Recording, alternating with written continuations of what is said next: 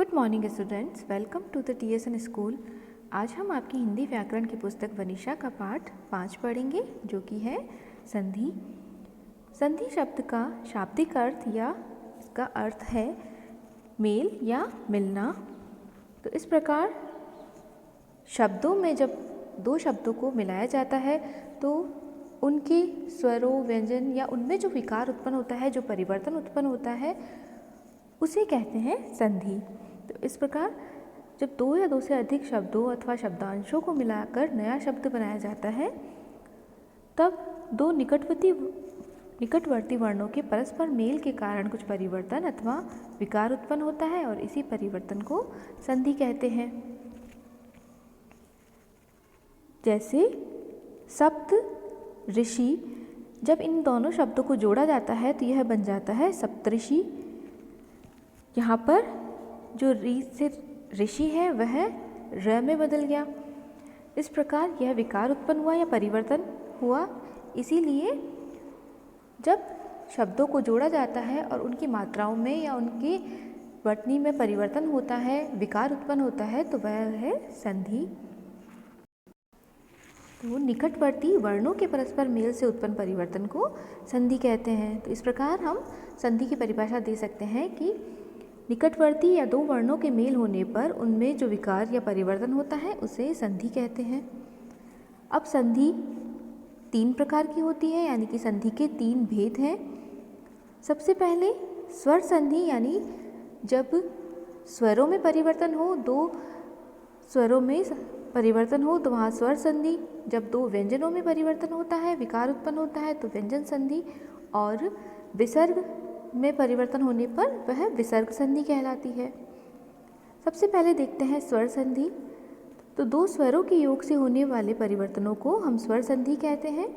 स्वर संधि के भी 5 उपभेद हैं, जिसमें पहला है दीर्घ संधि, दूसरा गुण संधि, तीसरा या स वृद्धि संधि, चौथा या य यण संधि और 5वां या य अयादि संधि। इनमें सबसे पहले लेते हैं हम दीर्घ संधि को। जब ह्रस्व या दीर्घ, ह्रस्व कहते हैं छोटा, दीर्घ यानी बड़ा।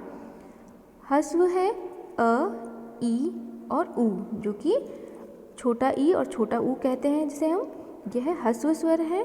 और इनके साथ में दीर्घ यानी कि आ, ई, उ आदि आए तो इन्हें ह्रस्व या दीर्घ रूप में मिलते हैं तो उस स्वर का दीर्घ रूप हो जाता है। जैसे अ और अ है तो वह आ बन जाएगा। ई दोनों ही छोटे ई हैं तो बड़ी ई हो जाएगा, और दोनों छोटे ऊ है तो बड़ा ऊ हो जाएगा। जैसे पहला उदाहरण देखते हैं अ का, तो अ के साथ में अ आएगा तो आ बनेगा। जैसे परम, धन, अर्थ का मिलकर बनेगा परमार्थ, क्योंकि यहाँ पर जो प्रथम शब्द है परम, इसका अंतिम वर्ण है म, और दूसरे शब्द यानी कि अर्थ का प्रथम वर्ण है अ। यहाँ दोनों ही अ है, क्योंकि परम, म, धन अ से मिलकर बनता है, इसलिए अ और अ का मेल होने पर यह बनेगा आ। तो यहाँ पर इसका मेल या संधि होने पर शब्द बना परमार्थ। इसी तरह दीप, धन, अवली, यहाँ प्रथम शब्द दीप में अंतिम वर्ण है प, जो कि प और अ से मिलकर बना है। और दूसरे जो शब्द है अवली, इसमें पहला वर्ण अ है, तो यहाँ पर भी अ और अ से मिलकर बना आ। तो ये दोनों शब्द मिलकर बनेंगे दीपावली। इसी तरह जब अ के साथ में आ शब्द आए, आ वर्ण आए, तो भी आ ही बनेगा। जैसे शिव, धन, आलय, शिवालय, हिम, धन, आलय, हिमालय। इसका दूसरा उदाहरण देखते हैं। ई और ई का दीर्घ ई में परिवर्तन, जैसे रवि, धन, इंद्र, रविंद्र, अभि, धन, इष्ट, अभीष्ट।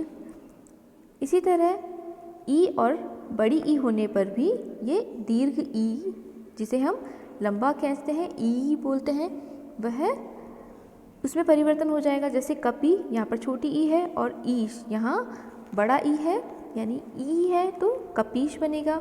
इसी तरह मुनि धन ईश मुनीश, यदि पहले शब्द में बड़ी ई और दूसरे शब्द में छोटा ई है तो भी यह बदलकर बड़ा ई हो जाएगा। जैसे मही धन इंद्र महींद्र, नारी धन इंदु नारिंदु, और दोनों ही दीर्घ ई है तो भी मिलकर ई दीर्घ ई ही बनेगा। जैसे नदी धन ईश नदीश, रजनी धन ईश रजनीश।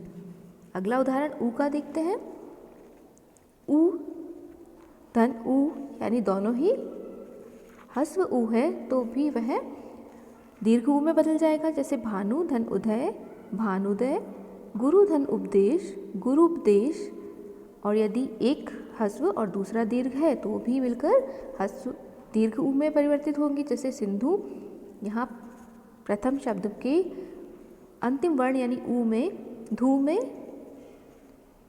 हस्व ऊ है और दूसरे शब्द के प्रथम वर्ण में ऊ जो कि दीर्घ ऊ है, तो ये दोनों मिलकर सिंधुर्मी बनेंगे। अगला शब्द साधु धन ऊर्जा साधु ऊर्जा। इसी तरह जब पहले दीर्घ ऊ और बाद में हस्व ऊ आए, यानी कि पहले बड़ा ऊ और बाद में छोटा ऊ आए, तो मिलकर भी बड़े ऊ में परिवर्तित हो जाएगा। जैसे वधु धन उत्सव बनेगा वधुत्सव, वधु धन उत्तम वधुत्तम, दोनों ही बड़े ऊ है तो भी ऊ ही रहेगा। जैसे वधु धन ऊर्मी वधूर्मी, भू धन ऊर्जा भूर्जा। ये था दीर्घ संधि जब हस्व और दीर्घ स्वर मिलकर दीर्घ स्वर बनाते हैं, जिसमें हस्व स्वर है अ ई और ऊ, जो मिलकर बनेंगे आ ई और ऊ। अगला गुण संधि। हस्व तथा दीर्घ अ का मेल यदि हस्व तथा दीर्घ ई से हो तो ए हो जाता है, अर्थात अ और ई मिलकर ए बनाते हैं और अ तथा ऊ मिलकर ओ बनाते हैं, और री तथा अ मिलकर अ तथा री मिलकर बनाएंगे अर। इसे कहेंगे गुण संधि। जैसे पहला उदाहरण देखते हैं, अ और ई मिलकर बना ए। जैसे देव धन इंद्र देवेंद्र, यहाँ पर अ और ई अलग अलग नहीं बोल के ये दोनों जुड़कर बन जाएगा ए। अगला उदाहरण जैसे नर धन इंद्र नरेंद्र। इसी प्रकार अ के साथ में यदि दीर्घ ई यानी कि बड़ा ई आए तो भी ए ही बनेगा। लोक धन ईश लोकेश, देव ईश देवेश, आ और ई मिलकर ए बनाएंगे। जैसे रमा इंद्र रमेंद्र, महा इंद्र महेंद्र, और आ के साथ ई है तो भी ए ही रहेगा। रमा धन ईश रमेश और लंका धन ईश लंकेश।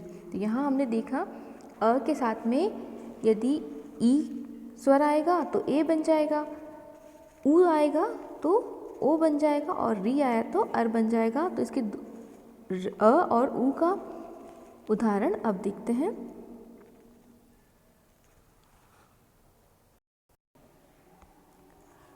अ धन ऊ मिलकर बना ओ। जैसे सूर्य धन उदय सूर्योदय, पर उपकार परोपकार, तो यहाँ अ और ऊ मिलकर ओ बनाते हैं। इसी तरह अ के साथ यदि बड़ा ऊ आए तो बनेगा ओ। जैसे जल उर्मी जलोर्मी, सूर्य ऊष्मा सूर्योष्मा। आ के साथ यदि ऊ आए तो भी ओ बन जाएगा। महा उत्सव महोत्सव, गंगा उदक गंगोदक। इसी तरह आ के साथ यदि बड़ा ऊ आएगा तो भी ओ बनेगा। जैसे महा धन उर्मी महोर्मी, गंगा उर्मी गंगोर्मी। इसका अगला उदाहरण देखते हैं। अ के साथ में री का जब मेल होता है तो क्या परिवर्तन होता है। अ के साथ यदि र आए री से ऋषि आएगा तो बनेगा अर। जैसे सप्त ऋषि राज ऋषि राजर्षि। आ के साथ यदि री आएगा तो भी अर बनेगा, जैसे महा, ऋषि, महर्षि। यहाँ पे ह के साथ में आ की मात्रा और दूसरे शब्द में री बदलकर बन गया अर, तो बन गया ये महर्षि, ब्रह्मा, धन ऋषि, ब्रह्म ऋषि। तो ये था गुण संधि। जब अ के साथ दूसरे स्वर जो है ई या ए, ई और उ आए तो ए और ओ में बदल जाते हैं, और री आए तो अर में बदल जाता है। अगला वृद्धि संधि, यानी अभी हमने गुण संधि में पढ़ा कि अ के साथ ई आए तो ए, अब यहाँ पर अ के साथ ए आएगा तो यह और बड़े वृद्धि हो जाएगी इसमें, यानी दीर्घ स्वर में बदल जाएंगे। तो यह है वृद्धि संधि। तो इसकी परिभाषा में आ का ए या ऐ से मेल होने पर ऐ तथा आ का या अ के साथ आ का ओ या औ से मिलने पर औ हो जाता है। इसे ही वृद्धि संधि कहते हैं, यानी ए का ऐ में और ओ का औ में परिवर्तन वृद्धि संधि कहलाता है। पहला उदाहरण देखते हैं, अ के साथ में ए का जो कि बदलकर आई हो जाएगा, जैसे एक, एक मिलकर बना एक, पुत्र, धन एषणा मिलकर बनना पुत्रेषणा, मत ऐक्य मिलकर मतैक्य। यहाँ पर आई है अ के साथ में तो भी यह परिवर्तित होकर ऐ में परिवर्तित हो जाएगा। परम, धन ऐश्वर्य, परमेश्वर्य। आ के साथ यदि ए है तो भी बदलकर ऐ में परिवर्तित हो जाएगा, जैसे सदा, एव, सदैव, तथा, एव, तथैव। इसी तरह आ के साथ ऐ है तो भी ऐ में ही परिवर्तन होगा इसका, जैसे महा, ऐश्वर्य, महेश्वर्य, विद्या, धन ऐश्वर्य, विद्येश्वर्य। इसका दूसरा उदाहरण, अ के साथ ओ मिलने पर परिवर्तन, जैसे अ के साथ ओ मिलने पर औ में परिवर्तन हो जाएगा इसका, जैसे जल, धन औध, जलौध, वन, धन औषधि, वनौषधि।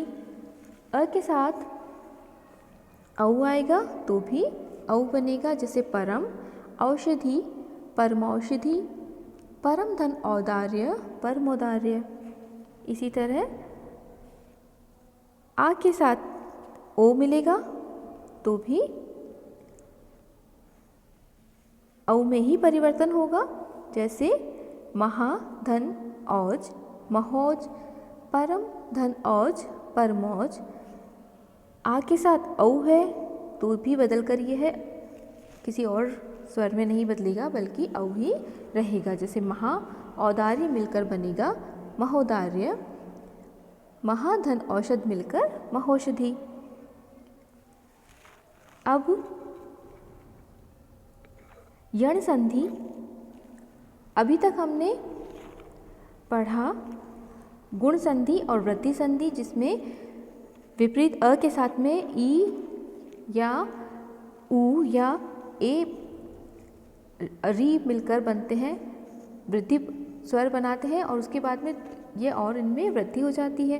अब पढ़ेंगे यण संधि, यानी कि इनके जो अलग स्वर हैं अ के साथ दूसरे बेमेल स्वर आए तो क्या परिवर्तन होता है। जैसे ह्रस्व स्वर का दीर्घ ई या उ या री का मेल अन्य असमान स्वर से होता है तो ई का य में और उ या उ का व में परिवर्तन हो जाता है और री र बन जाता है। इसे यण संधि कहते हैं। और इसमें य के पहले वाला जो वर्ण होता है वह आधा हो जाता है। यह इसका सबसे बड़ी पहचान है यण संधि की। पहला उदाहरण इसका लेते हैं, ई के साथ में असमान स्वर यानी कि अ या आ आए तो क्या परिवर्तन होगा। जैसे ई के साथ यदि अ आया तो बनेगा य, अति, अधिक मिलकर बना अत्यधिक। अब यहाँ अ और अ मिलकर य, ई और अ मिलकर बना य और इससे पहले जो त था वह आधा रह गया, यानी कि इसमें से ई निकलकर य में परिवर्तित हो गया और जो त था जो कि हलंत वाला था वह आधा रह गया। इसी तरह यदि, अपि मिलकर बना यद्यपि, अब ई के साथ आ आने पर बन जाएगा या। अति धन आचार मिलकर बना अत्याचार। इति धन आदि मिलकर इत्यादि। ई के साथ अ मिलने पर यानी ह्रस्व स्वर और दीर्घ ई मिलकर बना यह, जैसे दासी अपराध दास्यापराध। देवी अर्पण दिव्यार्पण। बड़ी ई के साथ में आ मिलेगा तो भी या बनेगा, जैसे नदी धन आगमन नद्यागमन। देवी आगमन देव्यागमन। इसी तरह ऊ री के साथ में अ तो री अ मिलकर र, जैसे मातृ धन अर्चना मात्रार्चना। यहाँ त्र में परिवर्तित हो गया और र बन गया यह, और री बदलकर हुआ र। री तथा आ मिलकर बनेगा रा, जैसे पितृ धन आज्ञा पित्राज्ञा। तो ये था यण संधि, जिसमें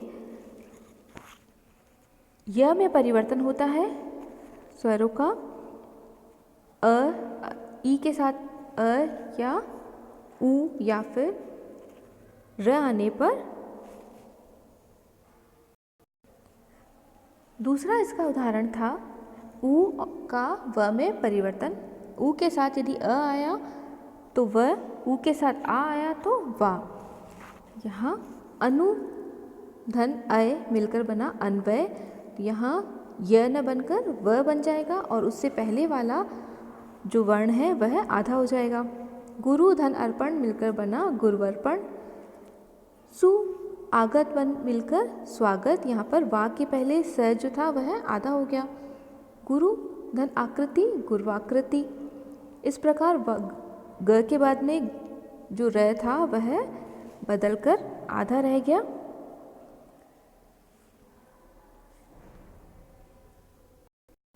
तो यण संधि में हमने देखा ई के साथ अ या आ आने पर य में, ऊ के साथ अ या आ आने पर व में, और री के साथ अ या आ आने पर अर या आर में परिवर्तन हो जाता है। अब अगला अयादि संधि।